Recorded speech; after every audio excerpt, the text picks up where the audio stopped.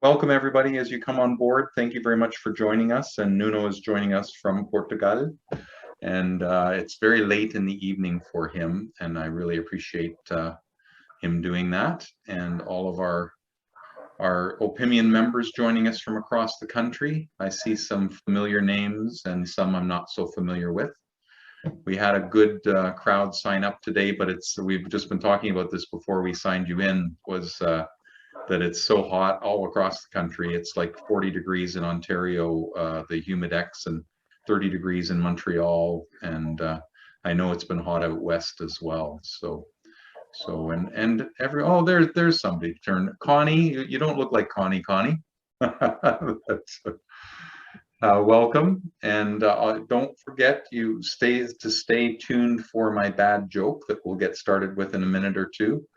We're going to give another minute or two for people to come on board. So as usual, if you'd like to ask a question, please click on the chat button down below on the toolbar at the bottom. It'll bring up the chat to your right typically. And if you type in there, we'll get to your questions, and we'll interrupt Nuno throughout his talk and ask him to answer some questions. We'll try and put you on the spot, Nuno. Okay. So we're 3 minutes past. I think I'll tell my joke and we'll get started. So the joke today is, what do you call a wine hangover? It's called the Great Depression.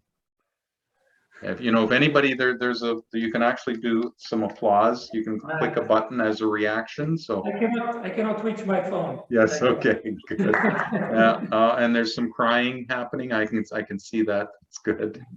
And so on to the tasting. Anais would be rolling her eyes, and that's absolutely true. And I think I caught Kim Tien doing that as well. And I should say that Anais is not with us because she is in Europe right now, and she went to visit Nuno at Ramilo very recently, and she absolutely loved their wines. She had a great day there, and thanks for hosting her, Nuno. That was terrific. That's why Anais isn't here. She's in Europe. She'll be back, right, Kim Tien? Do you think she'll be back? Yeah. So cheers to Nuno and to Kim Tien, and cheers to the absent Anais. So it's very interesting. This is a great story about how we came upon Ramilo. Is that 18 months ago, when Greg and I started at Opinion, Greg Reinhardt, my co-managing director, he had to finish his EMBA and go to Portugal to do that, poor man. And so he went to Portugal, and he was in Lisbon, and one of his profs at the EMBA for Kellogg, they knew Nuno and the Ramilo family and introduced Greg to them. And 18 months later, here they are in our catalog. It went through our Master of Wine tasting and was approved. And we're so delighted to have the Ramilo family on board as partners and family with Opinion. So thank you, Nuno, for joining us. And it's over to you if you'd like to start describing your wines and your family and your winery. Okay, I thank you for this opportunity, and all of us are very excited about this opportunity to go all over Canada. That's something that we actually wanted, but it's very difficult to do it because we need to deal with different monopolies, different states, and this is a great opportunity for us to be everywhere in Canada.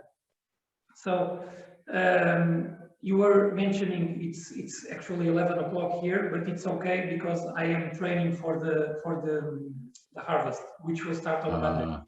So during harvest, we will be here until 2 a.m. or 3 a.m. every day. So it's okay. Wow. Thank you for training me. Yes, you're welcome. Okay, so hello everybody. My name is Nuno. I'm actually the 4th generation of my family working in the wine business. I am not originally, I was not intended to be working here. I studied structural engineering and actually worked in bridge design for 3 or 4 years.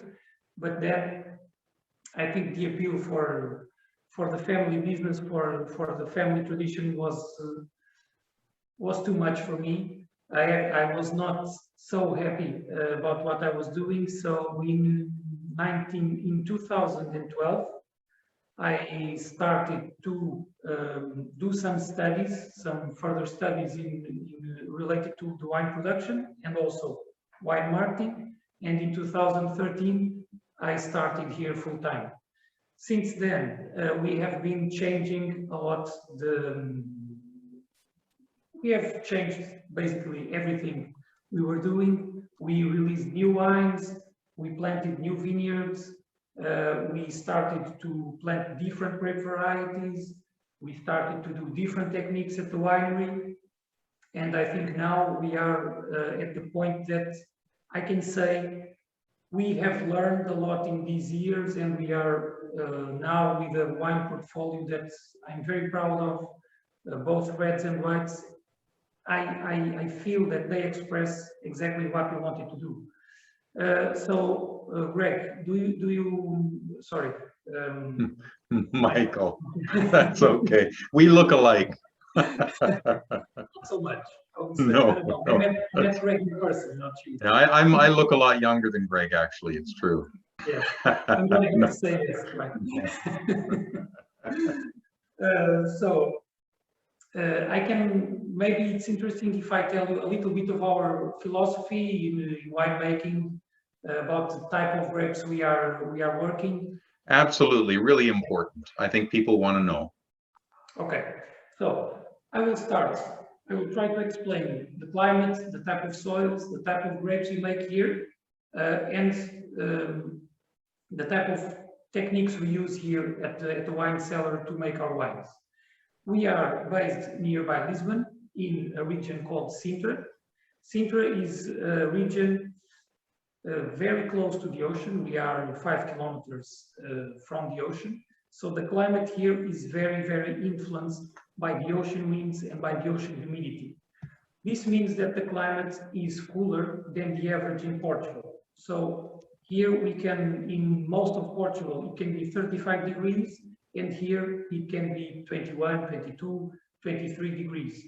This is a big difference when we compare to the average climate in Portugal. Some people here sometimes tell a joke, which is, this is my part of the joke now, Sintra is where in English, I'll try to say, Sintra is where the winter spends its vacation. Oh. So the winter comes here to spend vacation.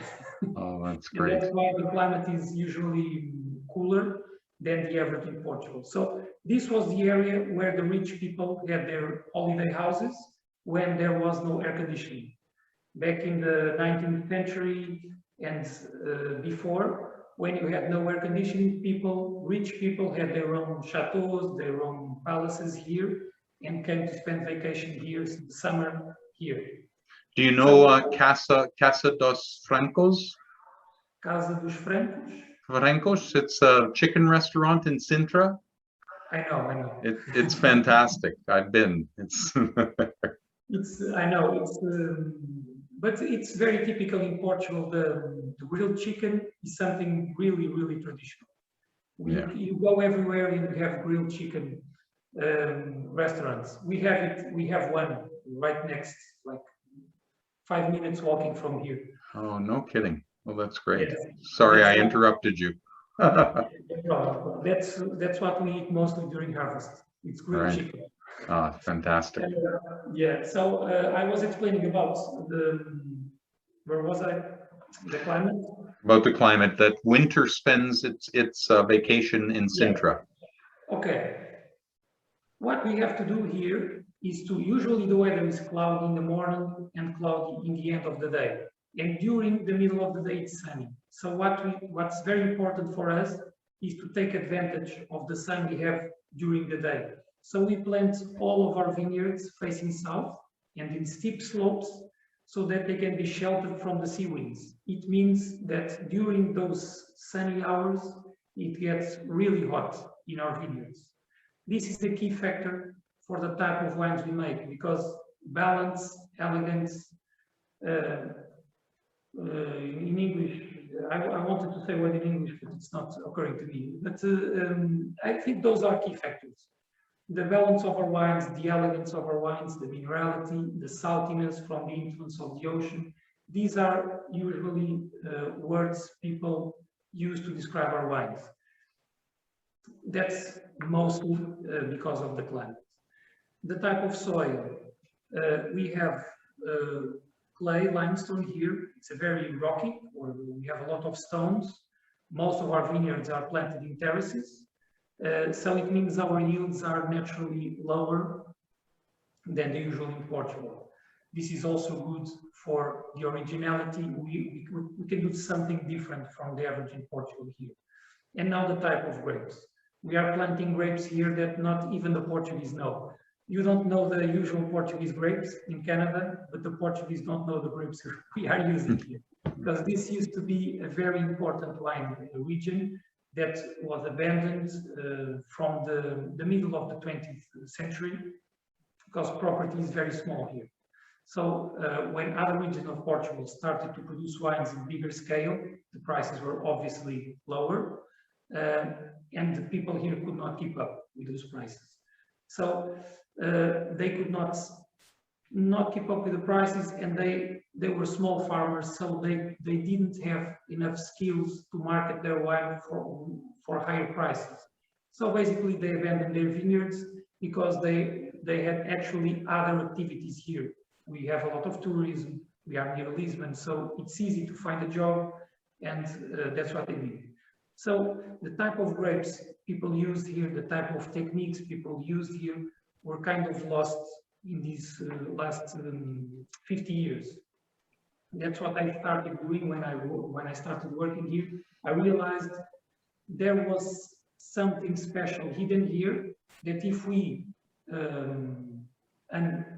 unhide it, I don't know if it's always that, if we dug, maybe we could find something interesting. That's what we started doing, to plant, to look for the grape varieties of the place, to look for the type of techniques people used to make the wine.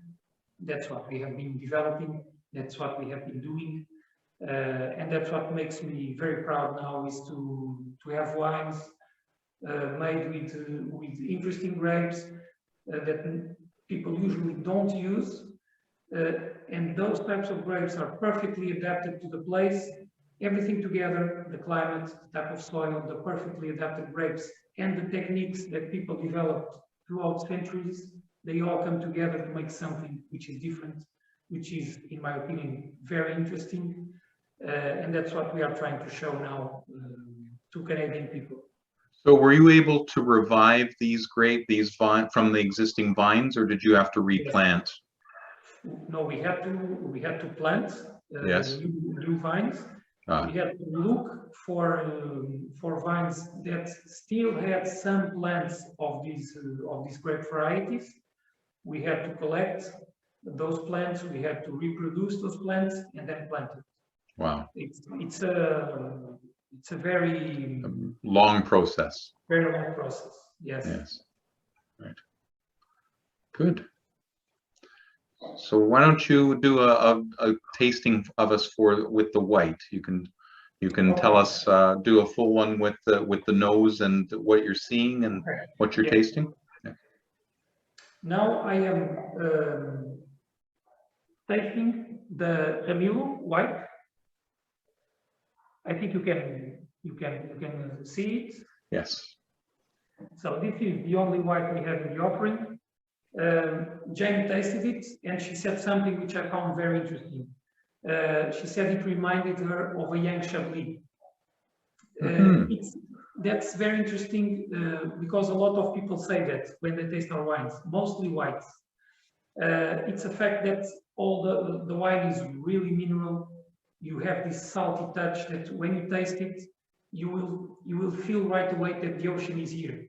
The ocean, you can feel the ocean in this wine. It's also interesting because the type of soil is similar to Chablis. We also have fossils here, those snail fossils as they have. The soil is pretty much the same as in Chablis. The type of grapes are not. We just use Portuguese grapes. It's made with 3 grapes, which is Arinto, Viuzinho, and Alvarinho.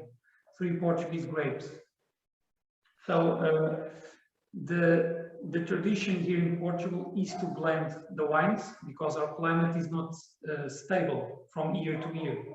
So people centuries ago realized that if they blend the wine, they can have an average quality every year, because each grape will have a better behavior in a different year. So if we combine several types of grapes, we will have a consistent type of wine. But you're having to change the percentages of those 3 grapes every year to balance the wine, is that right? Usually not in this wine. This wine usually it's depending on the production of each grape. Of course, it can vary because we can have more Rito and less Luzinho, for example. But it's more or less the same. It doesn't vary a lot. So if you have the chance to taste the wine, you will feel this bright minerality, you will feel this saltiness, you will feel this on the nose, this white flower scent. And when you taste it, it's fresh by itself. You don't need to drink it very cold, because these wines can be drank almost at the temperature of a red. They are refreshing by themselves, they are naturally fresh. It makes them also persistent because that freshness keeps in your mouth when you taste the wine. So I think it's a perfect wine for people to understand our terroir, to understand what we have here and what type of wines you can make in this region. Right. And we can hear the dog in the background, but Kim Tien discovered that it's International Dog Day, so it's okay. The dog is welcome. It's National Dog Day. In what nation? North Canada? America. Yeah, okay. Okay, not here. Well, here it's every day it's Dog's Day. That's right. Exactly. That's right. Well, I'm very envious that you're tasting that wine now. I'm looking forward to getting my case when it arrives, so that'll be good. You will get your case, don't worry. And it's a huge secret about what's in the master's case, but what it is that there's 2 bottles of each of 3 wines, and you're the producer. So hopefully our members can figure that out, that if they were to subscribe to the master's case, they might just get to try all 3 of these. Yes. If they do, they will have the chance to try. That's right. Right. Very good. All right. Now our food guy said that this would pair well with a Greek salad, and I get that. Acid likes acid, right? So the acidic salad dressing would work with that. Have you got a classic Portuguese? This would go well with Portuguese chicken, wouldn't it? It would. I think white goes well with everything. I love white wine. When wines have this minerality, this saltiness, this natural freshness, you can pair it with basically everything. But I would say seafood. Seafood, very good. It's something that will pair perfectly because of the minerality of the wine. And the saltiness, and yes. Food that tastes like sea will go perfectly with this wine. Also, a cheese like a soft cheese. Soft cheese will also go very well. Wow, very good. I know good. this because I eat a lot of soft cheese when I do tastings here. So brie, something like a brie would go well. In Portugal, we have brie. Yeah, it will. And what about what would you suggest? What Portuguese cheese? We don't get a lot of it here, but some specialty shops would probably carry it. Queijo da Serra, which means queijo da Serra. Okay. Yeah, queijo is cheese. Serra, it's like a group of mountains. Oh, okay. It's called in Portugal. It's called queijo Serra da Estrela because Serra da Estrela is the name of the highest mountains in continental Portugal. So it's a cheese that its origin is the highest mountains in Portugal. It's like a soft cheese. You just open it on the top, and you take it out with a spoon. Oh, it's that soft. Wow. Okay. Yes. Oh, very nice. Oh, that's lovely. And we've got a couple of things in the chat here. Paul Barnes was saying that your short videos are good. We were talking about that, Kim Chen, you and me, how great your videos are, and Paul certainly appreciates them. And then Greg is asking, and I don't think this is Greg Reinhardt. I think to remember that one of the videos you mentioned that the vines are not grafted. So are you not concerned about Phloxera in the rootstock? That's a good question. We make wine in two vineyards, which distance 20 kilometers from each other. In one of those vineyards, the vineyard is located in a region which is called Coulage. This region is one of the only ones in the world in which you still plant ungrafted. You are actually obliged to plant ungrafted because the vineyards are planted in sandy soils, and for the vineyard to survive, we need to dig the sand and look for the clay substrate to plant the vineyard. It means the roots, and then we need to wait for the plant to grow and cover it again with sand. So it means the roots are 2 meters deep, and Phylloxera is an insect that attacks the roots of the plant. So if the root is 2 meters deep in the sand, the insect cannot reach the. Can't get there. Oh, very interesting. But these wines that we are offering with opinion are from grafted vineyards. They are. Okay. Are not these wines. Ah, interesting. Those are always sold out. Ah. It's always sold out. It's crazy. you have to buy it en primeur, like the French. Well, we'll talk next year. Yeah, next year. That's right. And Paul is asking if your vineyards are susceptible to frost in the spring, given the proximity to the Atlantic Ocean. Frost? No, we have no frost here. No frost. The ocean actually has an interesting impact, which is to make the temperature more. We don't moderate. Yes. Right? Yes. And we don't have a lot of cold. So it means that in the night now it can be 15 degrees, and during the day it's 25, 23, 21. So in the winter we get 7 degrees. So it's very, very, once every 3 years we get frost, but only in winter, not in spring. In spring we are usually okay. No very problem. Cool. Yeah. And what have you got in one of those red bottles? We can start by this, the Val Lidandro. So this Val Lidandro, Val means vale. I think it's valley. Val means valley. Right. Lisandro, it's the name of the river that crosses the valley where our vineyards are planted. It's a new release. It's actually an exclusive, a world exclusive for opinion, because we bottled this wine. Our idea was to release it in the Portuguese market, but we we actually thought a little bit more about that and figured it made no sense to release another wine in the Portuguese market. Then I met Greg. We thought it could make sense to send it to Canada. That's basically what we will do. Marvelous. Thank you for that opportunity. You're welcome. Thank you for that opportunity.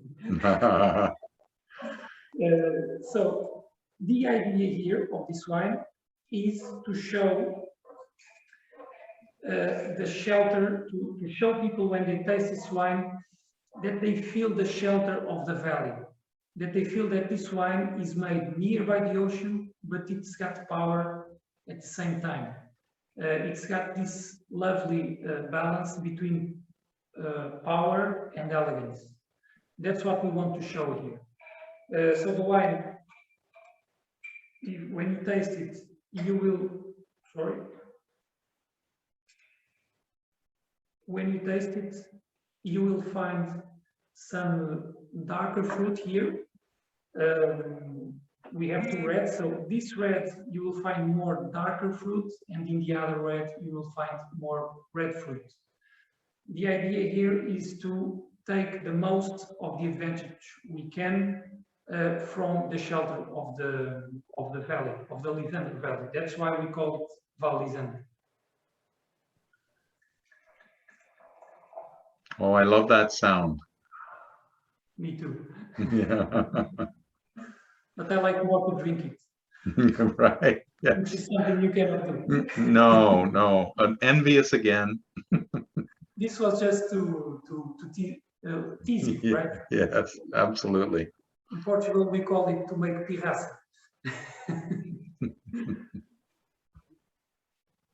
Yeah, so it's here. You've got, there is some, it's interesting because it's very complex on the nose. You've got this darker fruit, but at the same time, you've got some, what in English sometimes it's difficult to express. Flower scent.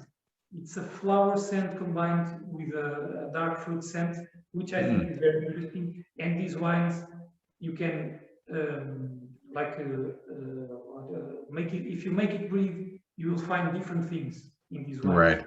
All of Yes. these wines, you can age them, you can store them, you can drink them now. You can do basically whatever you want with them, and they will change. If you have a meal with these wines, you will see that they will change across the meal, and that gives you a topic of conversation Right. to your wife. So if people who are married for a long time and have no topic of conversation, they can drink this wine and they will have a topic. And the drinking window here is shown as now till 2023. So do you think it's only cellar for 2 years, or would it go down for longer than that if you? I think you can age it for longer than that. And we won't be familiar in Canada with Aragonese, Okay. but it's very similar to Tempranillo. Is it exactly the same genomic? It's the same grape. It's the same grape. Great. Actually, it's like an Iberian grape. Aragonese is the most planted grape in Portugal, and it's maybe the most planted grape in Spain. So it's a common grape, Portugal and Spain. We have some common grapes, mostly white grapes, but also some red grapes. We have it in common with the Spanish. Right. And the Touriga Nacional, how come you put that into the blend? What does that do for the wine? The Touriga Nacional is giving this flower scent on the nose. Ah, very nice. It also smells like it always smells like flowers. Oh, very nice. So it's a little bit, the Touriga Nacional is present here on the nose, and the Aragonese is present on the mouth. It's a wine which I don't like to use, sometimes when we use the word acidity, people think it in a wrong way. I don't think it in a wrong way, but the Aragonese is always a grape with low acidity. And by acidity, I mean natural freshness. Right, and brightness. You could even say you need to bring some brightness to it, right? Yes. So it makes the wine very smooth, it gives structure to it, and the Touriga Nacional is commanding here, is very present on the nose. And at this price point, we can even drink this on a Monday evening. Yes.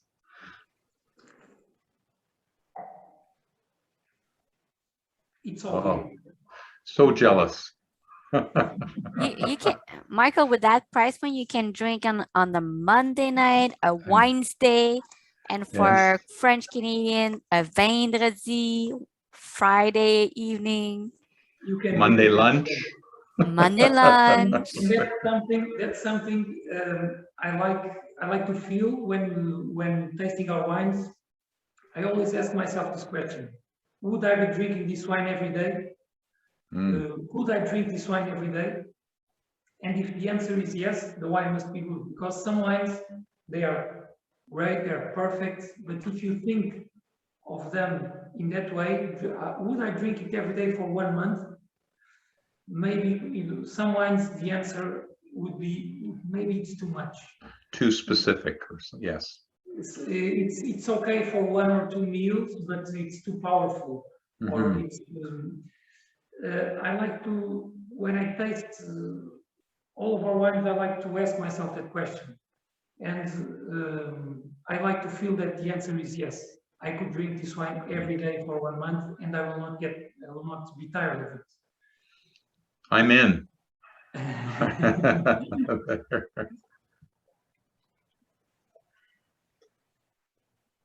Not the same wine, but I'm going to drink with you.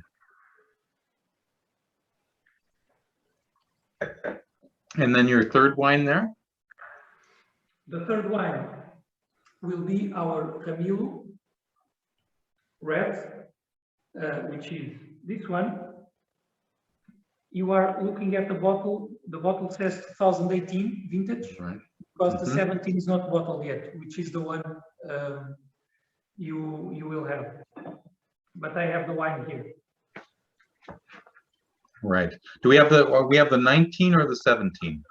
You will have the 19. 19, right. Yes, you will have the 19. So the difference between the Valisandro and the Ramilo is basically the Castelão.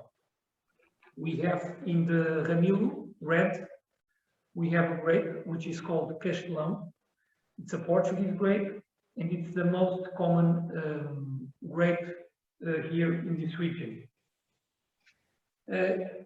It's a grape that make the wines made from that grape are usually not to the powerful side, but more to the elegant side. And that's what we want to show here. The Castelão is planted in the top parts of the estate, so it's not so sheltered, which means the wine will have a bigger influence from the ocean. And I think these wines are interesting. If you buy a master's case, it's interesting because they are different and they can show the different sides of what we can do here. If we shelter the vineyards completely from the sea wind, we will have the Valisandro, which is Very cool. our darker fruit. If we shelter less the grapes, and if we use a really traditional grape from the place, which is Castelão, we will have the ocean more present in the wine.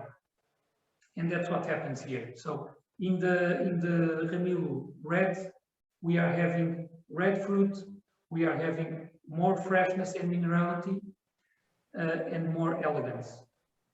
So these wines, they are different. I think they complement each other.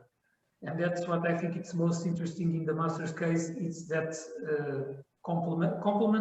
I don't know if in Portuguese complement it's to am I using the right word? Because sometimes the word have a different Yeah, but it complements the other, or are you saying it's yes? Right. Yeah. Okay. Yeah, so that they work together. They do, yeah. Yes. Great. Because sometimes a word in Portuguese is very similar to English, but they have a different meaning. So right.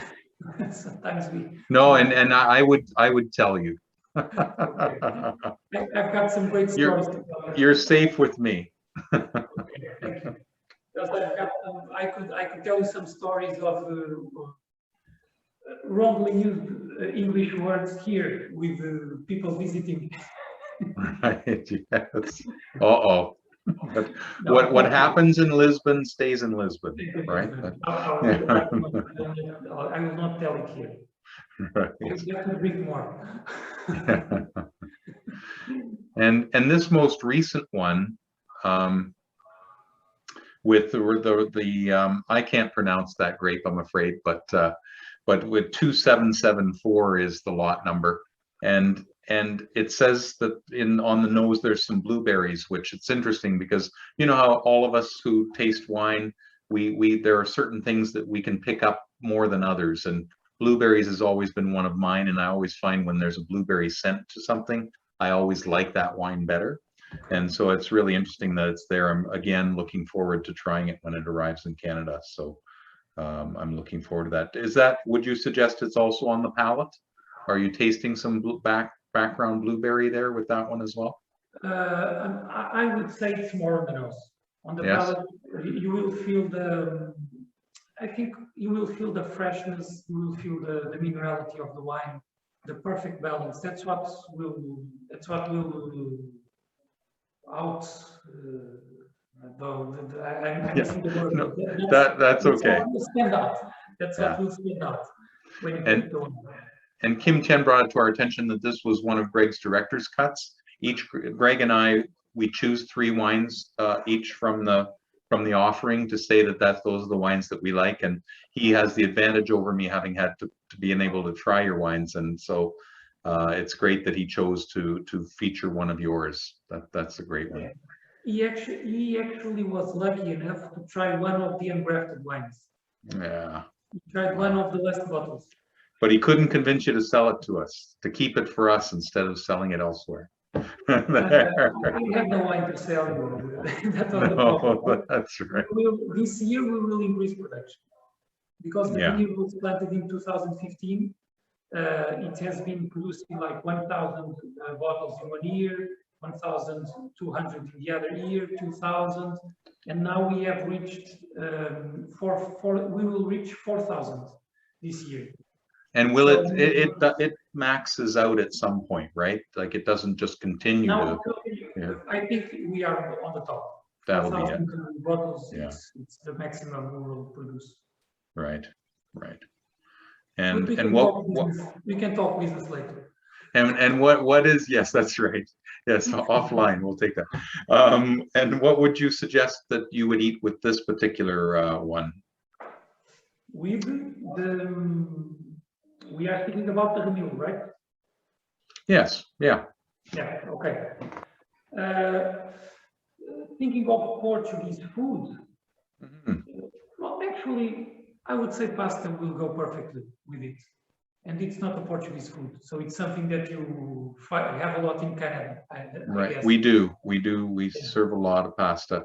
So that's good. And then I think you're aware we put in a Portuguese recipe in our book on page 15, carne de porco alentejana. Alentejana. Thank you. I did it so well. No. I know that. And you've actually paired the white with that, which I think is interesting. And I'm looking forward to cooking this. I'll be doing a video of me cooking this one. And unfortunately, I won't have your wine with me to pair it. But I love chorizo too. Do you also pronounce it chorizo? That Portuguese sausage with the paprika? Yes, lovely. Yeah. We have like a small recipient in which we put a kind of brandy, and then we fire the brandy and we grill the chorizo. My mouth is watering. And we sometimes do it here at the cellar. Usually during winter when we finish pruning, we have it's I think in English it's suckling pig, right? A small pig that it's grilled in a small pit. Is that what she has? Pig, the animal pig. Oh, a pig. Yes, of course. Yes. So you do a whole pig. Wow. It's grilled or it's cooked in a wooden oven, like fire, and right. we grill the chorizo here with all the people from that work the vineyard. Well, they do the cooking. They know how to do it. Right. You're killing me.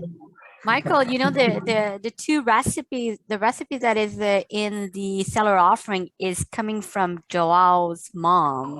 Oh, no kidding. So isn't that cool? Traditional. So it's coming from the Joao, and for members who don't know, Joao is Portuguese.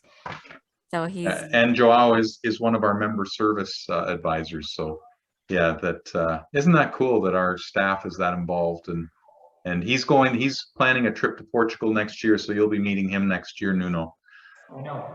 Yeah. Ah, you know. Okay. I've met one. There's actually, we are not a very big country, but there's always a Portuguese everywhere. Right. You always find a Portuguese person, wherever you go. That's I've terrific. been in the middle of China, and I found a Portuguese there. Is that right? He was a coach, was an assistant coach of a football Isn't team. that interesting? That's really cool as well. Well, if anybody has any questions for Nuno, you can put them into the chat. Otherwise, it's getting to be close to midnight for Nuno, although you were saying you're just starting to get used to this. So Katie is asking, do you practice sustainable production? We farm everything organically. All of our vineyards are farmed organically. We don't irrigate, so we just collect what nature gives us. And here at the cellar, we also work organically. So all of our wines have a very low sulfites, a very low amount of sulfites. Right.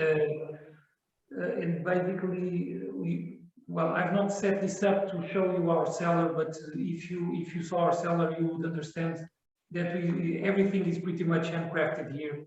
We don't have a lot of technology. We basically don't use anything else other than sulfites, and even sulfites we use it in a small amount. And with such a small production facility, it's more expensive to do it organically, isn't it? It's more expensive in terms of farming organically. Mm-hmm. It's a little bit more expensive because when you don't farm organically, if you make a mistake dealing with your vineyard, you have products to compensate that. When you are farming organically, you need to do everything at the right time. You need to work more manually in your vineyard.